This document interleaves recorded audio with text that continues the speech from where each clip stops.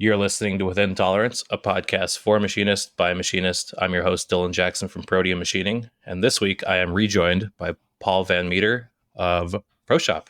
Welcome, Paul. Thanks, Dylan. Thanks. It's good to be here again. It's been a Yeah. while.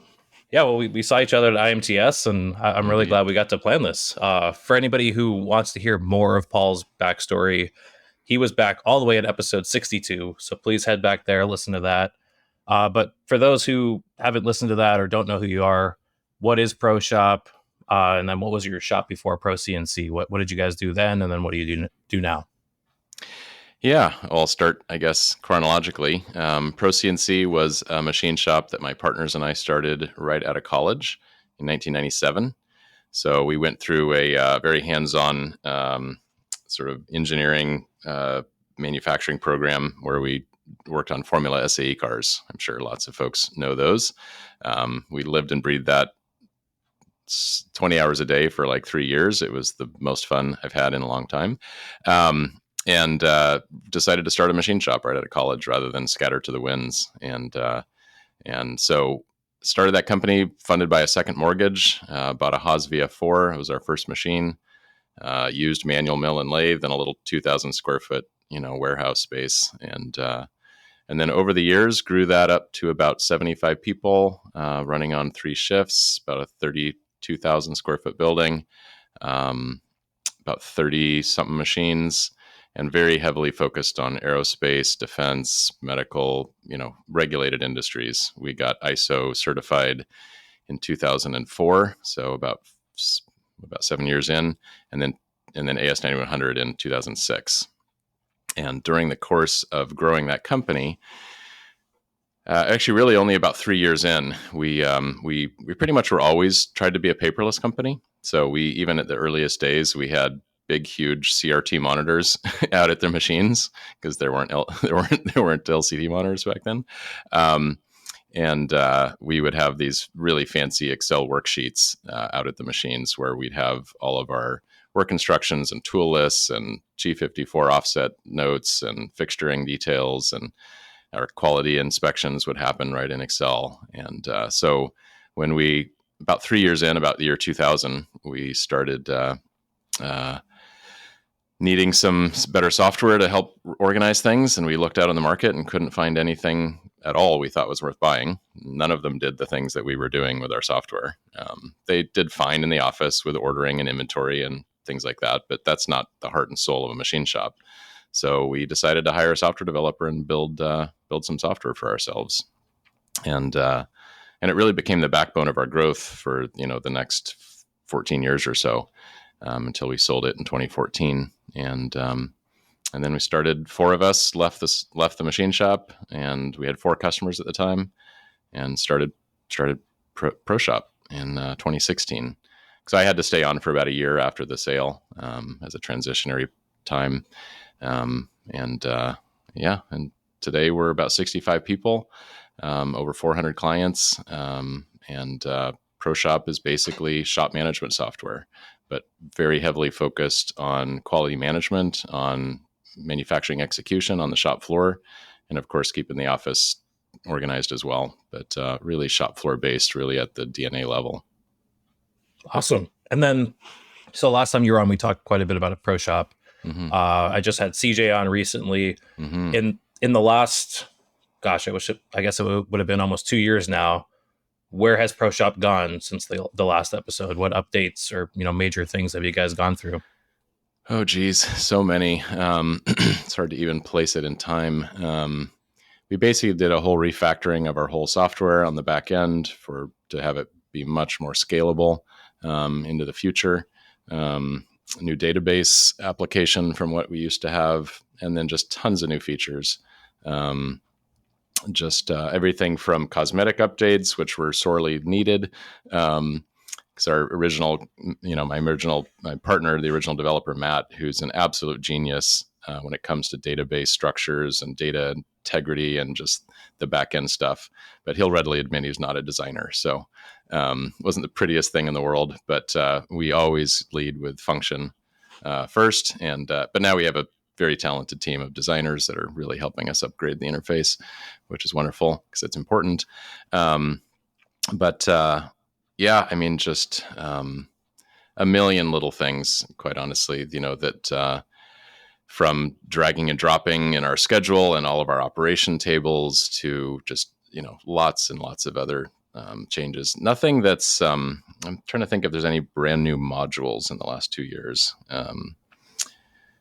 I don't think we've actually, we have 30 or so different modules, so a pretty broad swath of different things we do. But yeah, just, I mean, we have a developer team of about 15 people now. 2 years Oh, ago, we wow. would have had about maybe three or four.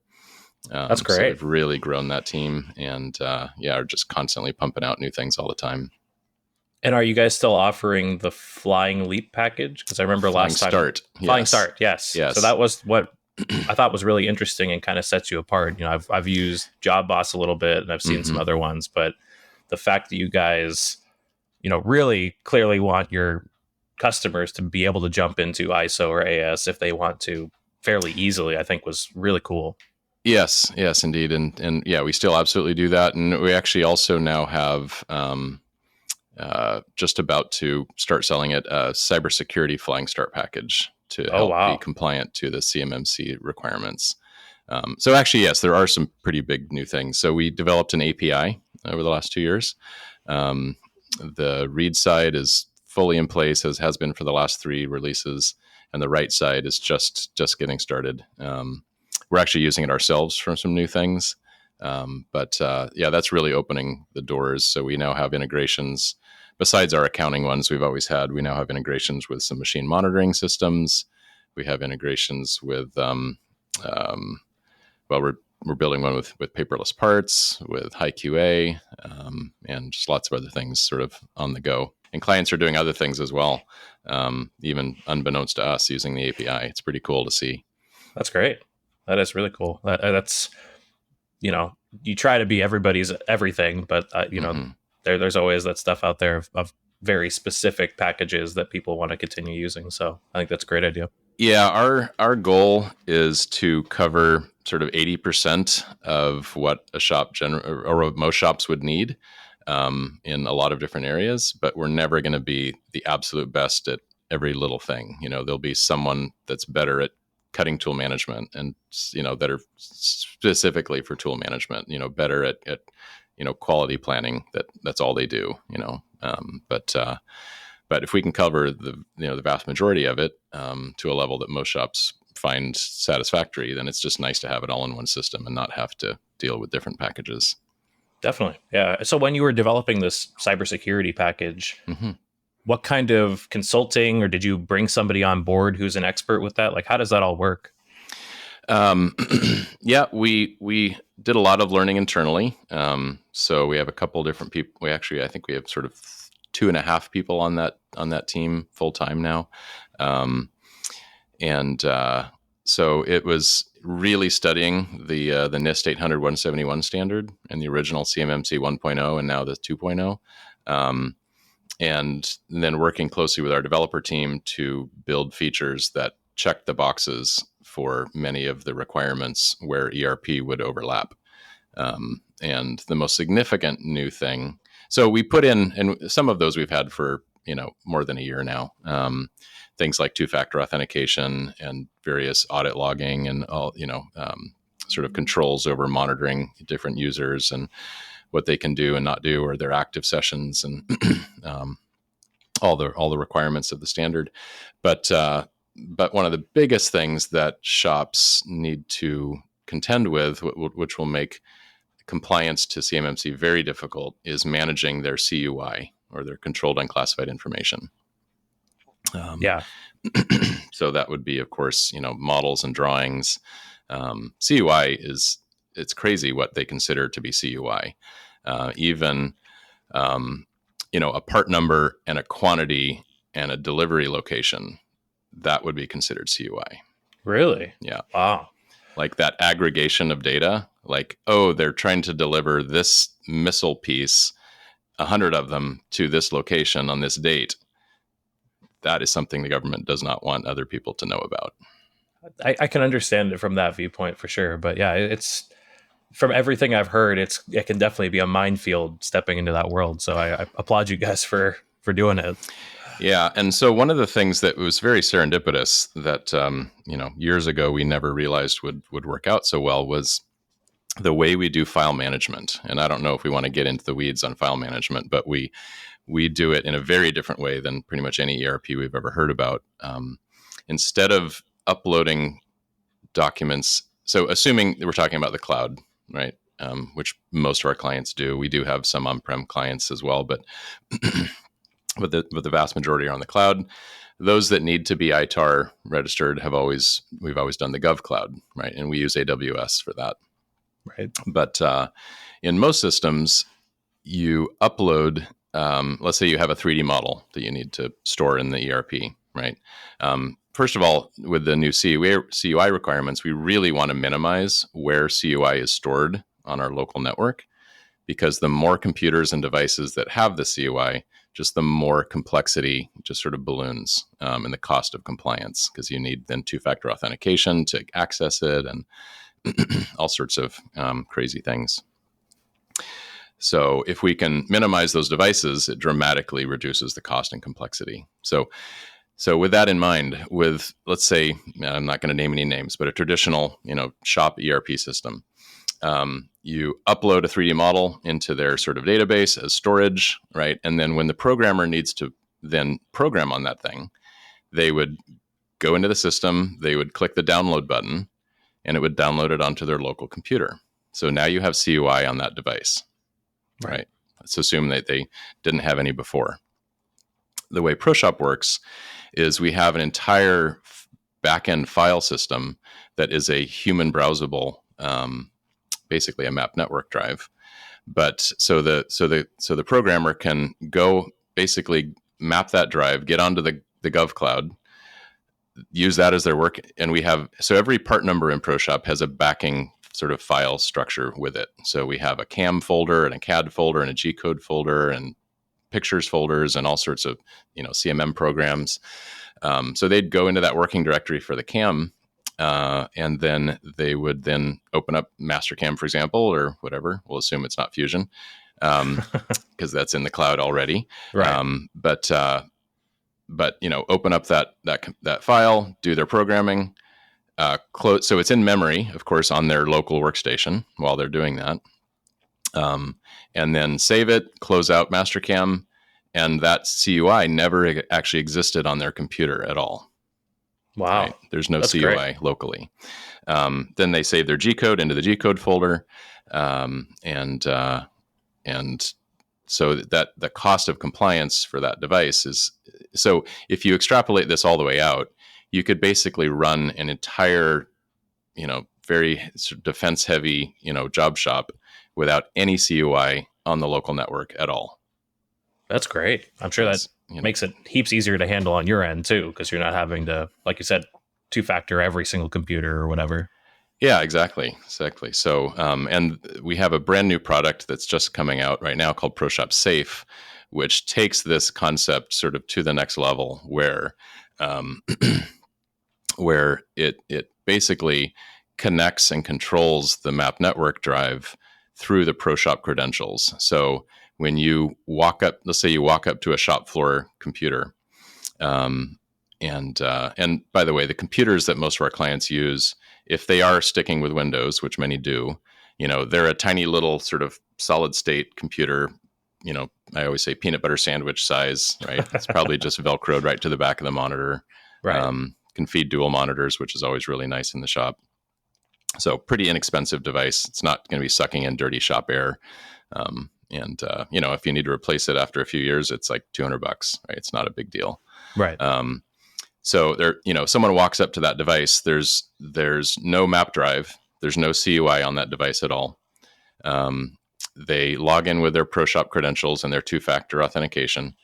It instantly maps the drive based on the network, based on the key, the token that it gets through the authentication path. And it only maps and displays the folders and files that particular user has access to based on a new attribute we call the file security access group. Gotcha. So okay. shops can configure their own groups. What what folders and types of files. And because we create these file structures every time a new part number is made, it's based on a template system. And so they're all identical. So it's really easy to basically have permissions that are inherited on every new part number that ever gets created, using various sort of configurations of, and we can root down into, so you could have, say, for example, you could have a setup machinist have write access to the folder where you add photos, but an machine operator only has read access to that folder. Right. And that's all very quality. Only has quality, like exactly, and that's CMM all programs, stuff like that. exactly, and that's all very automatic based on their login to ProShop. Okay. And as soon as that user then logs out of, and that, by the way, that all translates right into the browser experience. So let's say you go to a setup page where you get to see pictures and videos of how to do that machine setup. If you have read access to the folder where those files are stored, then they show up right in the browser. Right? You can see the pictures right in the browser. You can play videos right in the browser. But if you don't have read access to that folder, nothing will show up in the browser. Gotcha. Which makes it very easy, very transparent for users to do. They don't need to do anything except set up those groups in the first place. And so then someone, let's say the setup machinist does their thing. They have access to read and write all the folders they need. And then they log out and a machine operator comes to run for the day. And then they log in, it instantly remaps the drive with only their permissions. And then they can do their thing. And this is also, let alone the security aspect of it, it just makes it so much nicer to lock everything down so people don't inadvertently move a G-code file that, right. And they lose it. And like, I don't know which folder it's in now, right? Or delete something they shouldn't have deleted by accident. Or so it just, really helps a lot. So this is more or less a PDM then that goes along with ProShop, or essentially, I mean, we're not, again, 80% of a PDM maybe, right? We're not doing like where you check out a file, and people can see that you have it checked out, and we're not doing, versioning of it, in some of the automated ways that PDM systems do that. But by and large, most job shops don't need that level of functionality, right? Okay. They need to get their programmers to have access to the solid models in the solid model folder. They're going to work on it there. They're going to store all their G code when they're done in the G code folder, and that's maybe read access only for the operators.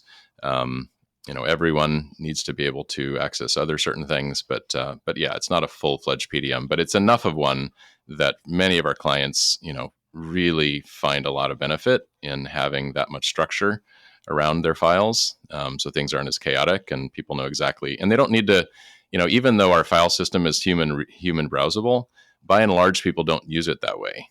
They just use it through the interface of ProShop. Right. That makes sense. Yeah.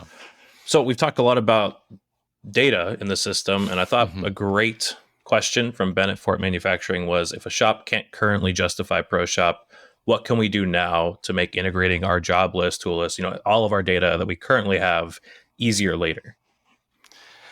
Well, my my obvious answer would be go talk to CJ, because if a one-man shop can justify it, any shop can justify it.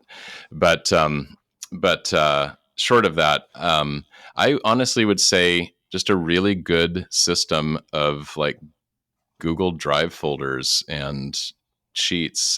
Again, at the beginning of our shop, we used Excel because Google Sheets didn't exist, and the reason that it became difficult for us was multiple people wanted to edit and open that file at the same time, right? And we're like, oh, I have that, so can you close it so I can open it? With Google Sheets, that's not a problem, right? So you could have a set of sheets for every part number or work order, and have different tabs for your setup notes and your routings and your tool list and your fixture details and your inspection process, and anyone could look at it any time. You could have sheets for preventative maintenance. You could have sheets for your inventory. So yeah, that's what I would suggest, something like that. So how moldable is the file structure in ProShop? Like, is there certain things that we should adhere to? looking forward towards that, or is it pretty up to the user? Yeah, I mean, we certainly. So there is a fairly defined structure. I mean, there are certain folders where I guess one of the key points is we do everything part number based. So we don't have a folder like this is where, approved drawings are kept and all of our drawings are in that one folder, right? Instead, we have a hierarchy of customers and part numbers within those customers, and then those part numbers have all their unique subfolders, like I've Okay, described, customer files, G code, CAM, CAD, CMM, all those kind of things. And that structure is configurable. We have a template basically. So if somebody wants to have an additional folder um, into that structure for whatever they want to use it for, they can just put that in the template. And every time they make a new part number, it'll have that extra folder as well. gotcha. But some of the ones that we have in there really need to stay because we programmatically, interact with them. So like if they remove the customer original folder, that would be a problem, right? Because that's where we're looking for certain things to display in the browser and do other things like that. Gotcha. And then does ProShop have any scripts to actively pull in data? Like if let's say Ben wanted to come onto ProShop, Mm-hmm. what kind of programs or scripts do you have to pull in a lot of user data at the beginning? We use CSV files for Okay. most of data input. So yeah, if you have, say, your list of approved vendors, for example, or customers, and it's in tabular, spreadsheet type data, it would not be very hard to sort of get that all cleaned up and in a format that would very seamlessly move right into ProShop. Okay. One of the things that people often ask about is about routings, right? I want to bring in my parts and my routings. And that's a tricky subject because, especially with most ERP systems, their routings kind of suck. They really miss like major things that actually need to be happening that we include in our routing sets. A good example would be an outside process, right? So what you might see in a traditional router is, machine op 1, machine op 2, anodize, right? But that's not actually all that happens, right? After you're done with machining, you probably do or should do some kind of outgoing inspection, right? Just Right. verify that you have everything correct and the quantity and your burrs and whatever else, right? And then you're actually going to ship them, so you need to actually generate a packing slip, and then the outside process will happen. And then when the outside process is done, you had better do an incoming inspection, right? Right. And most routers don't include those steps, but we do. So when people say, I want to import my routings, it's like, okay, well, if you're going to import them as is, and then you're going to have to add a bunch of new things in there, is that less work than sort of starting with what we consider a really solid template for a part that has anodizing and 2 machining operations, and then assembly at the end, right? And bring that in as a template, and then just plug in, your existing setup and run times, for example. Right. Yeah. So That makes sense. yeah, but we can do either. We can do every which way. But often when people really then think about the nuances of that, they're like, oh yeah, I guess that would be a lot more work. And then I'm bringing in potentially a bunch of garbage because a lot of times the routings aren't really accurate. Right. For different reasons why other systems don't do accurate routings. How does ProShop handle like operations that run concurrently? That came up in discussion with somebody recently about an ERP. Like Yeah. if I have op 1 and op 2 that can run on 2 machines, Mm-hmm. how does ProShop deal with that? Because I know some ERPs don't want you to start another op before the previous Right. op is completed. So how do you deal with that in ProShop? Yeah. The other systems don't do it that way because they never ran a machine shop. Right. Well, exactly. That's why I wanted to bring it up, because I know that can be a pain point for a lot of us who do, Right. if we want to run one piece flow, or, we've got Yeah. multiple machines, sometimes you want to run op 10 and op 20 at the same time. Absolutely. Yeah. No, if you want to do one piece flow, more power to you, because that's the best way to run a shop, in my opinion. No, you can, you can totally run 2 ops at the same time. You can have people logged in. You can have the same person logged into both operations. And in fact, we facilitate it even to a much greater degree than that. So in the routing table, if you have two machining operations next to each other and you put in, we have a field called minutes per part, which is basically in the database, it's actually called tack time, Okay. which I think is cool. Yeah. And the tack time field, if you put a number in the second operation and you leave the first operation blank, ProShop knows that that is a flow process. So it knows you don't have a tack time in the first one. So that means the second one, let's say, is 30 minutes. That is the complete cycle for running both operations concurrently. So when you go to log into that operation, 60, we call it 50 and 60. Most of our, because we have 10, 20, 30 earth planning and saw prepping and other things up front. So for us, typically, and now clients can completely reconfigure the op numbers if they want. But let's say, so the first machining is 50, the second is 60. When you log in for time tracking to operation 60, it automatically tags both pieces of equipment and both operations, and gives you the target for the full cycle time, or tack time of both pieces of equipment. So, and for job costing, and this is really important for job costing, it burdens the job with the full, what we call direct overhead burden rate of both pieces of equipment, and then the human, the labor, only for whatever time the person was running that job. So, and that could include lower than 100%. So let's say someone is actually running a 2-machine flow with half their time because it's a long cycle time and not a lot of manual time. And then they're also, kitting another job or programming a job or running a whole different machine. They could log in to a 2-machine flow at 50% of their time and another machine at 50% of their time. Each work order will have the correct overhead burden rate for each machine, and only 50% of the person's labor job costed to each of those jobs. Cool. So it is the most accurate way to do job costing. Any other way just isn't as accurate. And then, so when you go to close out 50 and 60, if you just close out 60, does it just close out both ops, or will it say, when you go to log 50? No, when you go to log out, it automatically logs you out of both. Okay. And then if you record a quantity of parts that you've made, it puts that number into both operations. Awesome. So let's say you made 5 pieces in an hour.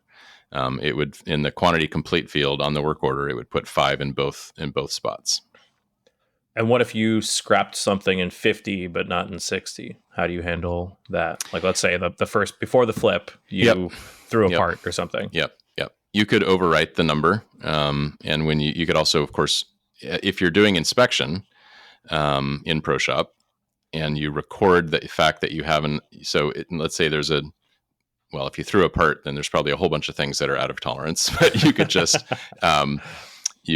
put in, the correct nonconformance code and reason and record that as a nonconformance, and that would also be permanently recorded on. So as soon as, like, if it was actually a dimensional issue, and you put in, let's say you had a 1/2-inch hole and it's plus or minus 2 thou, and you put in something that was 3 thou oversize, ProShop would say, it would turn red and it would say, this is not within tolerance. Do you want to make an NCR? Okay. And gotcha. So it would then record that. It would be a permanent part of that record for the work order.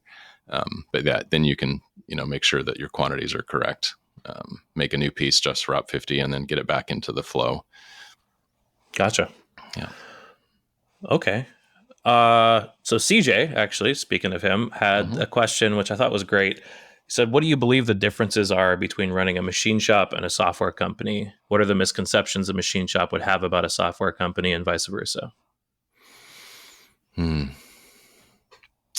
I think one of in sort of, I'll call it the traditional ERP world, one of the misconceptions is that an ERP company has really little idea about how to run a machine shop, because that's generally true. Of course, we did that, so we have a lot of ideas about or experience about how to do that. But as far as what's different about running a software company, you know, when you deliver parts in your shop, you know, they have to go through the customer's receiving inspection. But by and large, when that happens, assuming that they haven't missed something, like the transaction is done, right? You have delivered your parts, they're good, they paid you, and you move on. With software, especially software that's generally subscription based, the company needs to keep adding value and keeps needing to keep that customer happy forever.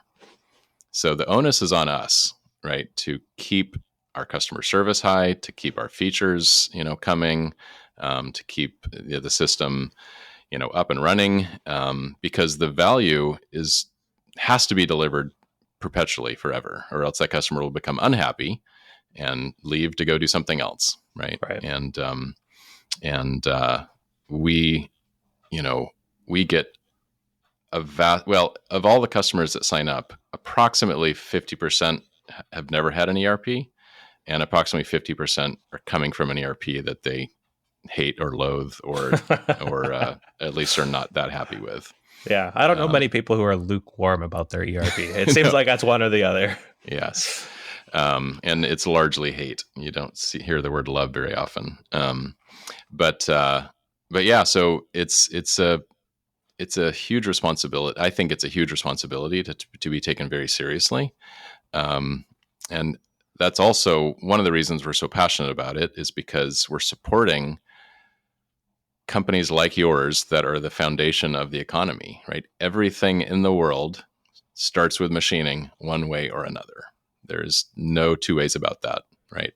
The microphones we're using, the bookcase that is behind you, the frame, even the little mini pumpkins there, those were harvested by machines that Right. are made up of a whole bunch of machine parts, right? So it is imperative that these companies thrive and do well, and some of our competitors don't seem to hold that opinion that matters very much, Yeah. and they do really unconscionable things, in my opinion. So anyway, that's maybe I got off topic, but Well, yeah. so speaking of the software company, at what point in its development did you guys say, "Oh, we need to spin this off as its own company"? Because I could see a lot of people when they're buying a shop wanting to buy that IP along with it, and clearly you Mhm. guys had that idea to divorce the two companies. You know, I don't know how long before the sale, Yeah. but before the sale. Yeah, we did it several years before the sale. In fact, a little known fact is that after we, after we, and if people go back and listen to the first episode, they'll hear that our very first customer was actually our biggest machine shop customer. I don't know if you recall that, but they were an Mm-hmm. OEM manufacturer near Seattle, and they saw ProShop, and they said, "This is way better than what we have. Would you sell it to us?" And we said no. And then we finally agreed at some point to try it. But so we actually wanted to sell the company earlier, but the financial crisis of 2008 and 9 put the kibosh on that. So we had to go back to the grindstone for another several years. And but yeah, the IP of ProShop was always separate from the machine shop. But yeah, so that part was easy. You know, it was never part of the deal. Okay. Now, of course, that the company that bought us is still an active ProShop user, and I'm sure will be hopefully forever. But even though their corporate office uses SAP, Oh, interesting. yeah, because it's a big multinational organization based out of Ireland. But yeah, that facility, which continues to grow, still uses ProShop to this day. So That's pretty cool. yeah. That's good to hear. I mean, I'm sure you feel good about that. That something you started is clearly the software you're building is delivering on that value. Yeah, and they actually, quite honestly, they did a study. They looked at, well, what if we brought SAP into this building, and it was going to be an unmitigated disaster. Like, it just, SAP, as powerful as it is not good at running a manufacturing facility at the level that we do. You know, Right. Yeah. and it's not like it's a tiny shop. You know, I think they have about 90 people now. Post COVID, they were bigger, and then they shrunk down, and they're growing again. But it's a pretty good size operation. And, yeah, there's just, there's just no, it's apples and oranges with the way ProShop would run a facility like that versus SAP and any of their millions of little bolt-ons and other third-party applications. Yeah, having a little bit of experience with SAP, it is unwieldy for sure, to put it nicely.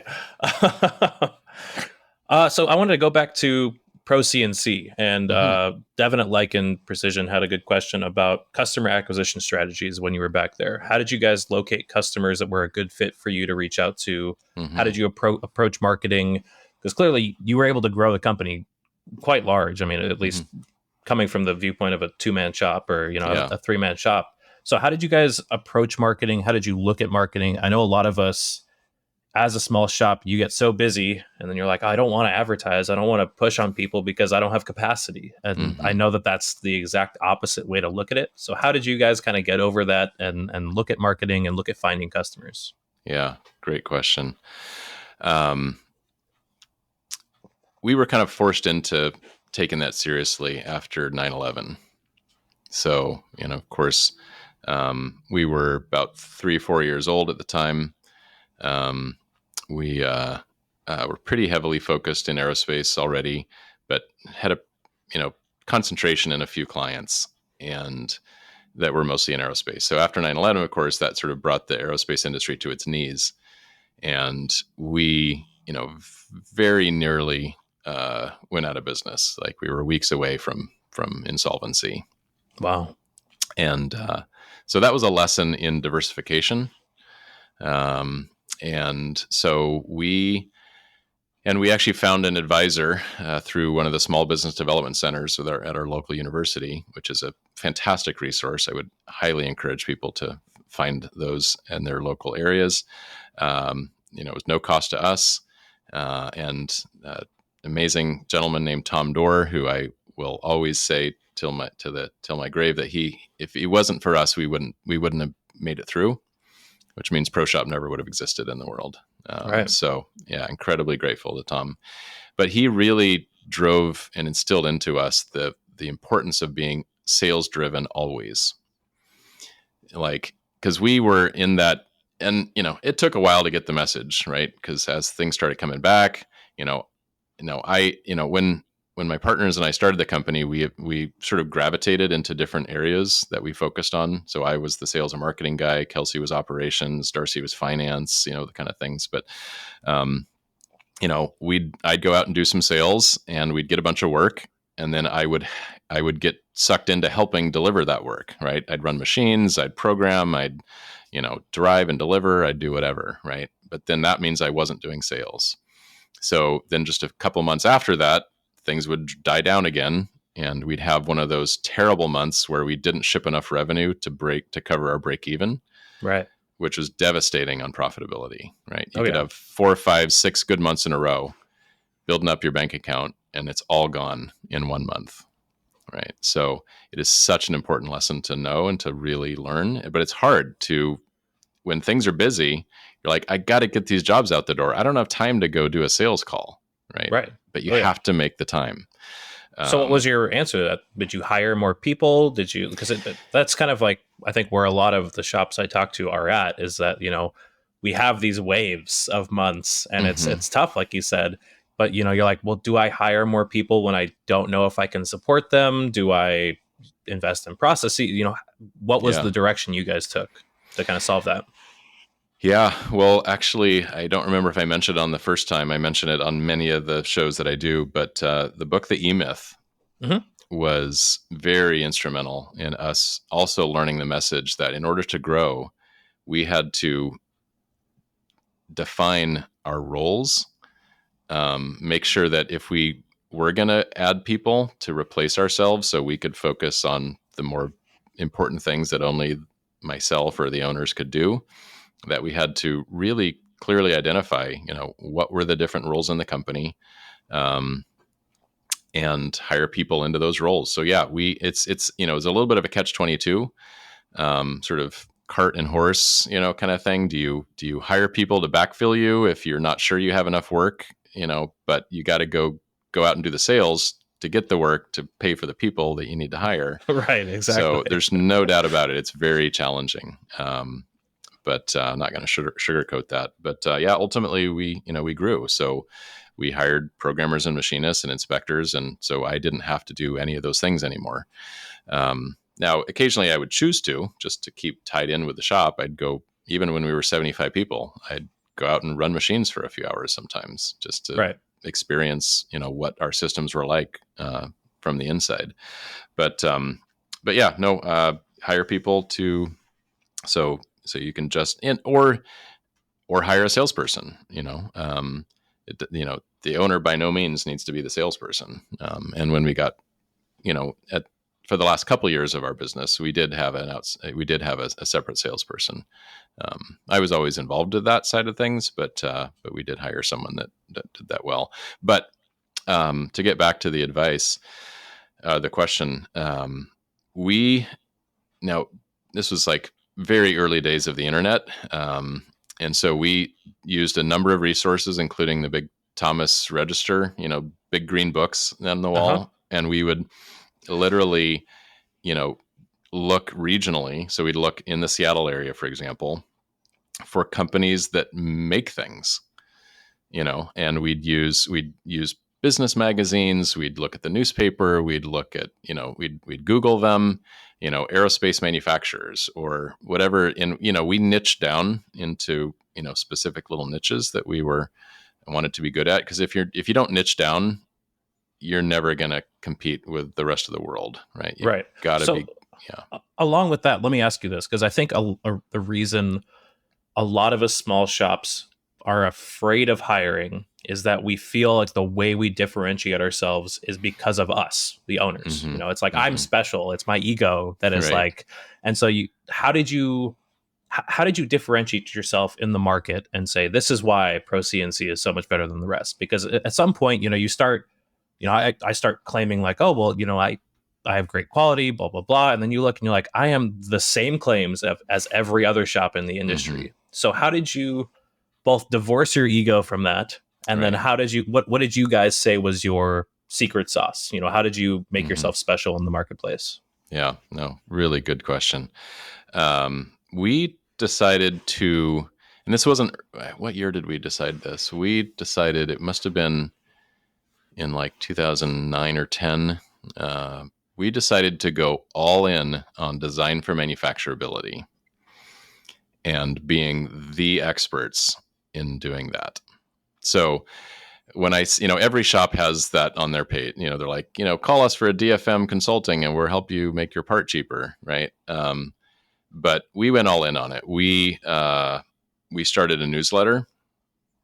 We actually like paid to, we found some like engineering groups online, some companies that had like engineering newsletters, and we paid to get some content into those or to email their subscriber list, their opt-in subscriber list. And then so we started building our own newsletter list. Right. Got it up Okay. to, I think, 2,000 or 3,000 engineers, right, on that Wow, list. that's significant. It was. Yeah, it was. And it took a little while. But, every single month we published a very thoughtful article on design for manufacturability with pictures and really in-depth topics. And it went out to these engineers. And that morphed into people calling us and saying, hey, your content's great, but we want more. Would you come to our company and give us a class? Oh wow. And I did all these myself because it was one of my passions. And I knew enough about machining to speak with authority to engineers, right? So I think I did probably 50 of those classes over the course of several years. And I even went as far as Germany to do them. Wow. I went to Recaro Aircraft Seating in Germany, How cool. and did that. Did one with NASA down in and Lockheed Martin down in the Michoud facility down in Louisiana, um, and and then for our local customers, that even turned into what we called office hours. So we would travel to their facility, sit there for like half a day, and talk with their engineers at their workstations about new projects that they were working on. Wow, They're that's like, great. "Hey, Paul, would you come over to my desk?" It depends on the customer. Some I would just walk around, and talk with them. Pull up a chair to their desk. Others, I'd like sit in a conference room, and engineers would like come to me with their drawings or their laptops or whatever, and just like take a ticket, and like wait for your turn. Um, and it's amazing, you sit there and you just give advice, right? Without the expectation of anything. And work just comes your way. Like they're like, oh, okay. Because I'd advise on sheet metal parts, I'd advise on other things that weren't machine parts. Um, there was no requirement that we get a look at the RFQ after we help them with that problem. But you better believe we were on that list pretty much all the time. Right. And sometimes we were the only people on that list, right? So that was very successful for us. But beside that, on our website, we also got very deep into special, long keyword tail or long tail keywords for different specialties that we had. I was actually just on, I don't know if you know Kurt Anderson. He's just a fantastic guy. I did a webinar with him yesterday. He does sort of e-commerce stuff, helping shops make their websites better, more discoverable. His whole tagline is "Stop being the best kept secret." Right. Right. And so, we went deep on, like, we did a lot of cockpit panels, very cosmetic, lots of finishes and brush finish and anodize and bead blasting and mixed finishes, chem film on the back, anodize on the front, things like that. And so we went deep on SEO for that. So we got a fair bit of business that way. But when we were earlier on starting out, don't discount like literally just looking up local companies and going and knocking on their doors. Right. And I had a parts case. It was like a cool aluminum briefcase that I had like Kaizen foam in it. Well, it wasn't Kaizen foam because it didn't exist at the time, but I had foam that I would cut out all the pieces. I'd cut out all my little cool machine sample parts. Right. And I would go walking around with my briefcase, and I'd have brochures and business cards and a nice shirt with a logo, button-up shirt, and in the earliest years, it was hard to get people to take me serious because I was like 25, 26 years old. Right. But eventually they did. And, but yeah, try to find out who the buyers are, who the engineers are, but getting that relationship with those engineers is a great way to get ultimately production work, right? Because it's Definitely. like they're going through the engineering prototype cycle. You get that work. So therefore you're in a better position to quote on the production work than anyone else because you already have, worked through the issues. So yeah, there's a lot, it takes a lot, Yeah. but yeah, especially when you're starting out, having, just good local customers that you can just drive over to, talk with them, deliver parts, work things through is easier than long distance relationships for sure. Yeah. Well, and then what about the reverse of that? Because I think a lot of us have encountered customers. You've developed a relationship and you've kind of realized this is getting toxic. It's not Mm-hmm. that they're not willing to pay what the parts are worth, or Mm-hmm. they're, constantly engineering mistakes that are leading to scrap or whatever. When did you guys know it was the time to, fire a customer? And how did you decide on that as a company? That's a great question. It was when their client scorecard was low enough that we decided to fire them. So you have scorecards for them. We did. What We was on absolutely those? did. I will try to find it. I think I did a whole blog post on it. I'll throw it in the show notes then for sure. Yeah. But we had, and I totally, quite honestly, I totally forgot we did these. and I ran across a picture of one of our scorecards and I was like, holy cow, that was thorough. Like it was, and we categorized them into different buckets. And then in our all company meetings or all employee meetings, we would share the scorecards, in the buckets. So like these companies are in our partner level, these companies are in our next level, and then these ones are like, on the like chopping block, right? Right.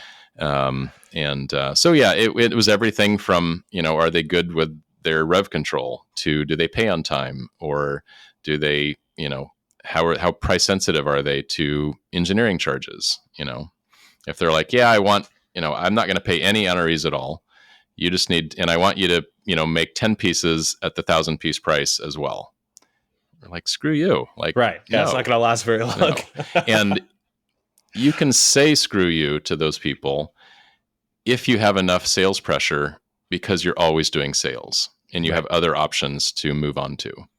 So let me ask you this then. How did you professionally say screw you to these companies? Do you start quoting their stuff incredibly high? Do you just say, hey, we're not taking any more RFQs from you? Because I know that I've talked to quite a few people who have gotten to that point, and you're like, I don't know how to do this correctly, where, I think you're going to hurt somebody's feelings no matter what, but like, I don't want to like royally piss them off and burn myself.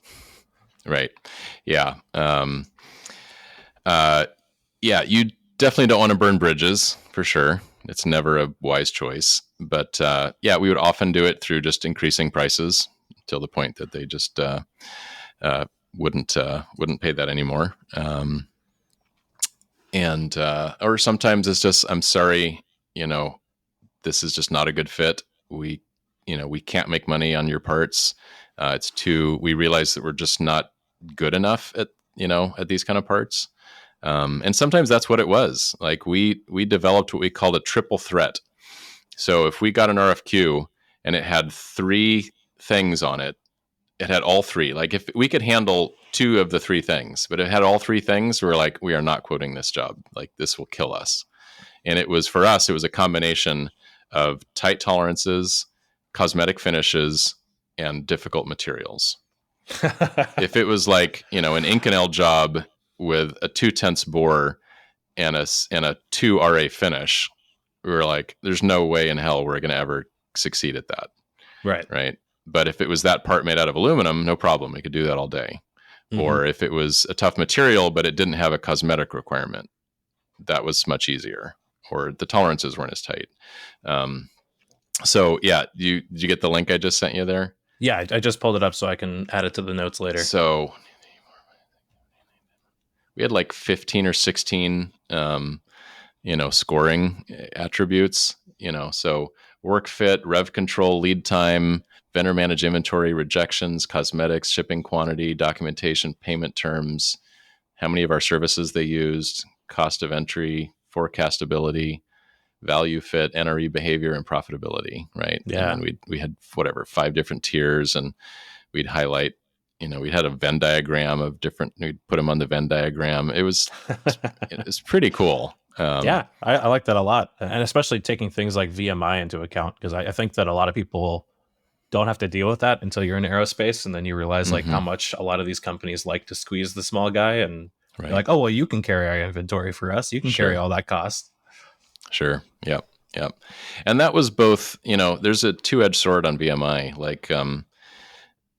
Like with this particular customer, we did lots of blanket Kanban orders, right? So we were fine with carrying a small amount of inventory because it was contractually, laid out that like they will pay for a month worth of inventory at, an average, 50 pieces a week.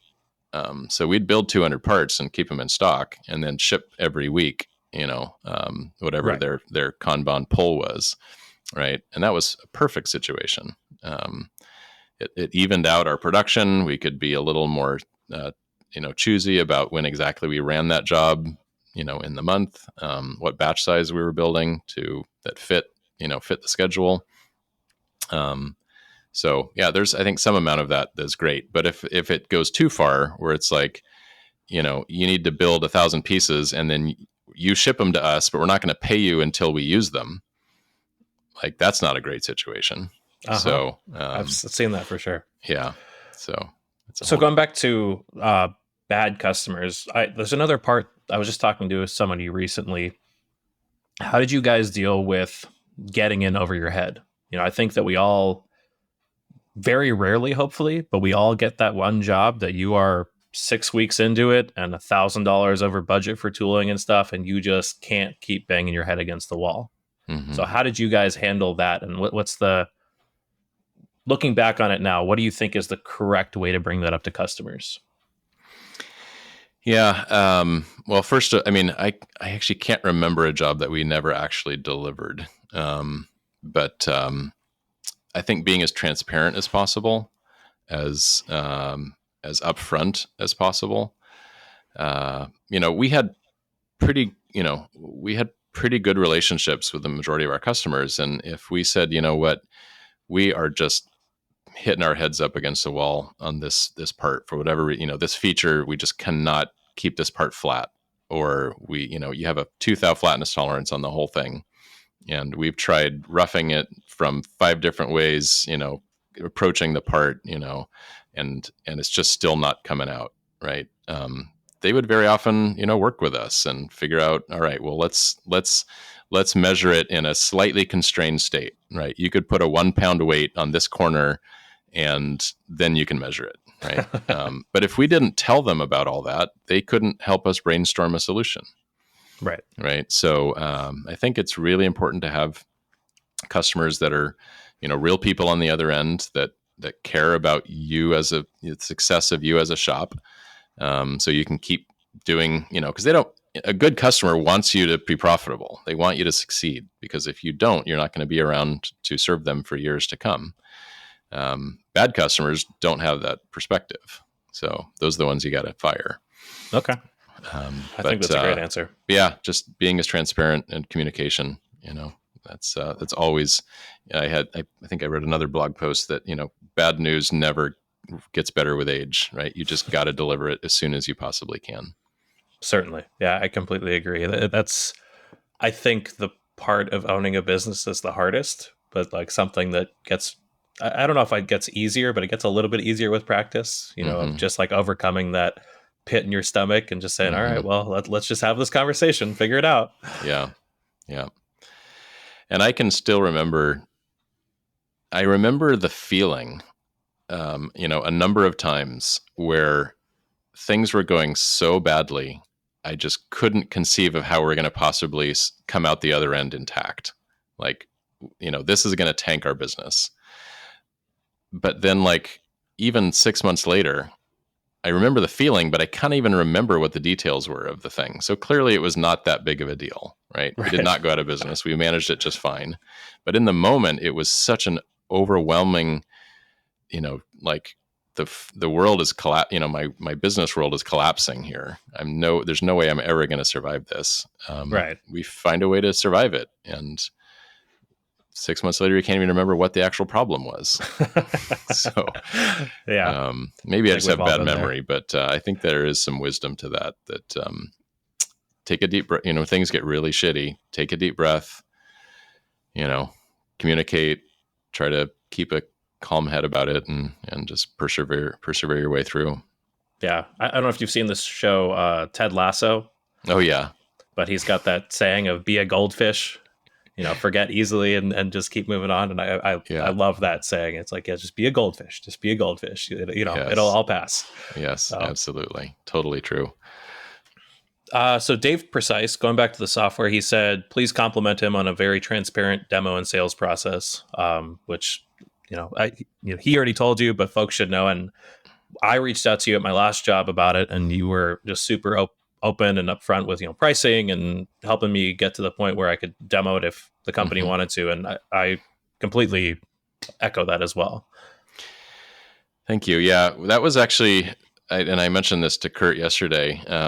I wasn't convinced at the early years, at the very beginning of the software business. I wasn't convinced that was the right strategy, because our competitors, everyone out there didn't seem to be that way. You couldn't go onto their website and watch a whole bunch of videos about exactly how the software works. Like there's this curtain, right? Right. That they were call keeping for demo every time. Exactly.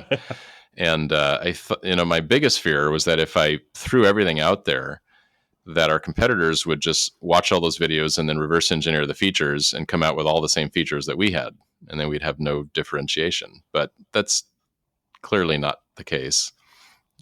Our biggest competitors can't even seem to release their own new features, let alone copy ours. So yeah, I just figured, screw it. If I was a shop owner, if I was still a shop owner, I appreciate the transparency. So that's just the way we're going to run this business. Definitely. And then he also mentioned Kanban workboards. So what is all of that about? Yeah, I mean, it's a dashboard that would enable. There's different interpretations of what that could be, and I don't actually know the exact dashboard that he has in mind. But please send me a mock-up of what you have in mind. Having mock-ups is incredibly valuable from customers, and we get those regularly. But actually, the one of the really cool things about our API is that it's enabling companies to build all their own stuff, right? We, with some of the custom views feature that we are just coming out with, and we're building a Power BI connector. Like, you could build your, any dashboard you can conceive of. You could, I want a line chart that shows on-time delivery. I want a pie chart that shows, profitability. I want a little, throttle indicator graph that shows my NCRs for the month, right? And you could just build that with Power BI, for example, and have it pull data automatically out of ProShop, and also combine it with some other data from your machine monitoring system and show it onto one dashboard and have it, do anything you want. So, we're right on the cusp of just really just blowing that all wide open and letting people do all sorts of things that they want to do, which is very exciting. Yeah, that sounds great. I know that a good API, a lot of people look for when they're trying to pick out software. Yeah. And ours is a GraphQL API for those that care about such things. So it's a very modern API.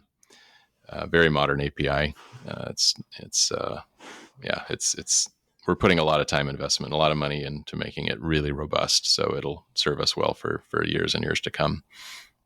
How do you guys deal with, I imagine you've had this on both ends as a machine shop and now as a software company, but machine shops, we have like process debt where we're so sunk into a process that we've got all this debt, time debt into it.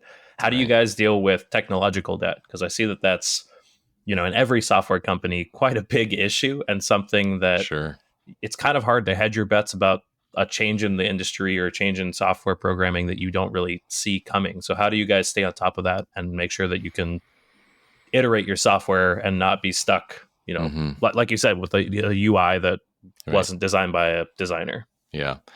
Well, we've had to make some hard choices. Like I said at the beginning of the episode, when you asked what was new, we completely refactored the whole back end of the system a couple of years ago.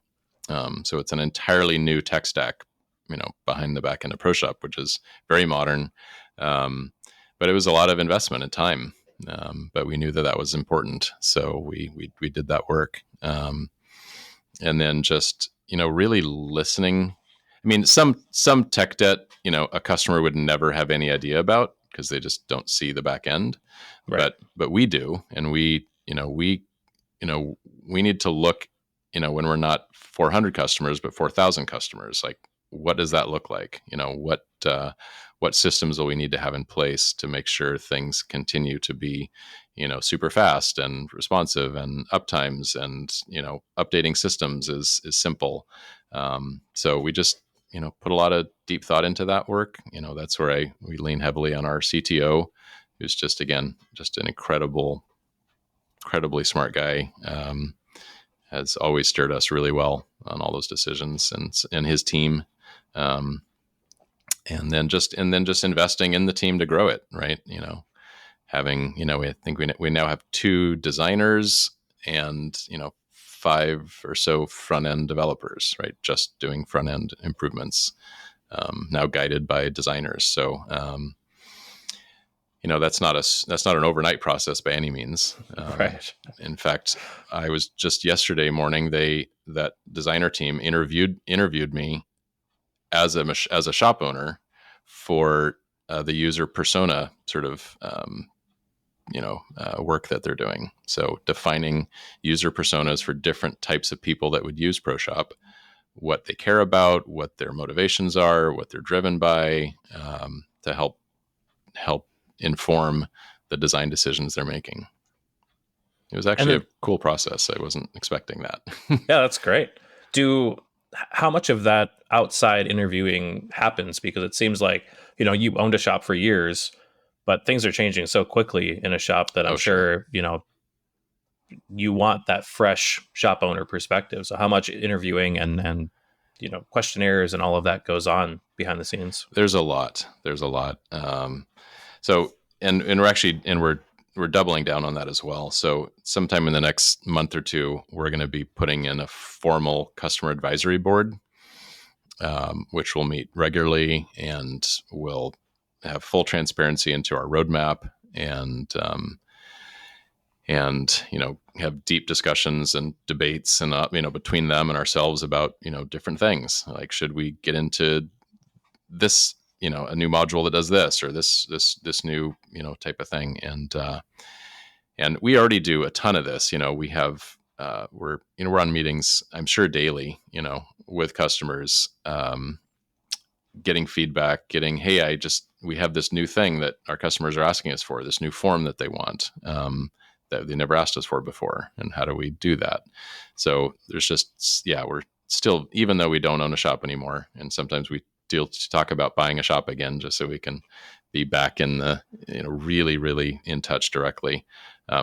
We still have just a deep connection to our clients, and have lots of discussions, and like I said, doubling down on that to go even deeper. Very cool. That's great. It's so important. Yeah. Oh, yeah. I mean, otherwise you're just not going to be relevant. I mean, you can Absolutely. have the best intentions, but if you don't see Mm-hmm. how the industry is changing from the inside, you And can't quite react to honestly, it. our whole pivot into focusing on so much cybersecurity stuff was exactly out of that process. And we're sitting, we're focusing heavily, have a few full-time developers, building just those cybersecurity features, and still feeling like, oh my gosh, we need to get these out super fast, or like we're behind the eight ball on this. But at the same time, we are hearing from shops as they, call us up, and they're like, hey, this other competitor, or the software we're currently using, which is one of the most widely used ones out there, like they don't even offer GovCloud hosting. They have nothing. They've told us straight out, no, we have no plans to increase our cybersecurity posture. Right.